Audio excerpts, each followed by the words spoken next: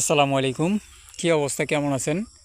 আশা করছি সকলে আলহামদুলিল্লাহ আল্লাহ তাআলার রহমতে ভালো আছেন। তো আলুর পরবর্তী ফসল আলু উঠা শেষ।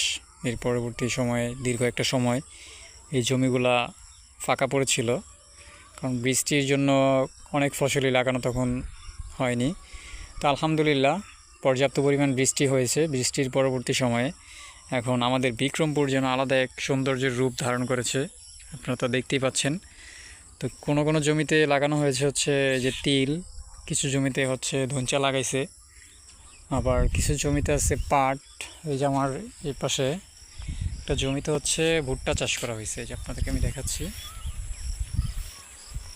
দেখতে পাচ্ছেন। মাশাআল্লাহ আলহামদুলিল্লাহ অত্যন্ত সুন্দর ভুট্টা গাছগুলা। তো আপনাদের কোন জায়গাতে এখন কি চাষ, কি মৌসুম চলতেছে অবশ্যই কমেন্ট বক্সে জানাবেন।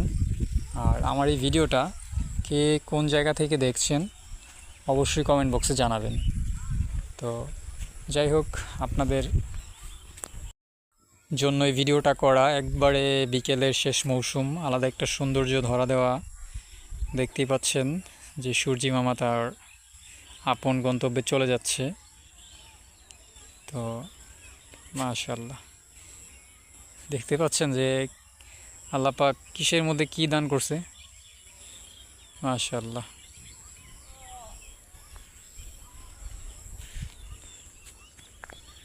তো আপনারা কে কোন জায়গা থেকে দেখছেন ভিডিওটা অবশ্যই কমেন্ট বক্সে জানাবেন।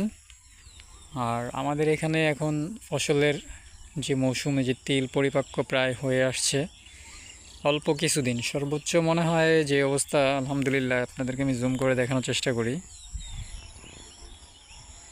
এই যে দেখতে পাচ্ছেন তিল গাছগুলোতে তিল ধরে গেছে, এখন শুধু বাড়িতে নেওয়ার অপেক্ষা।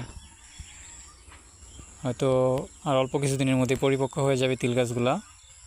তো এরপরে বাড়িতে নেওয়া হবে, বাড়িতে নিয়ে এগুলা একটা জায়গাতে স্তূপ করে রাখা হবে। স্তূপ করে রাখার পরে প্রায় 8 থেকে 10 দিন এভাবেই থাকবে।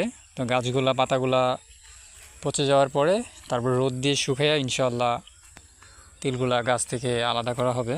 তা আমি আপনাদেরকে চেষ্টা করব সম্পূর্ণ সেই প্রসেসিংয়ের ব্যবস্থাটা দেখানোর জন্য। তো আমি এখন আছি হচ্ছে আমাদের গ্রামেরই একটা মেঠো পথ যেটা বলে, একদম কাঁচা রাস্তা, ওই পাশে হচ্ছে পাকা রাস্তা আছে আলহামদুলিল্লাহ, খুব সুন্দর।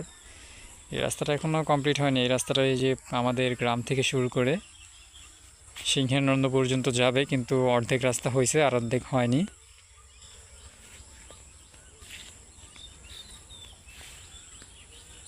তারপর আমি দেখাচ্ছি যে সূর্যি মামা কীভাবে কত দ্রুত চলে যাচ্ছে। তো যাই হোক, আল্লাহ হাফেজ, ভালো থাকবেন সবাই। আর আপনারা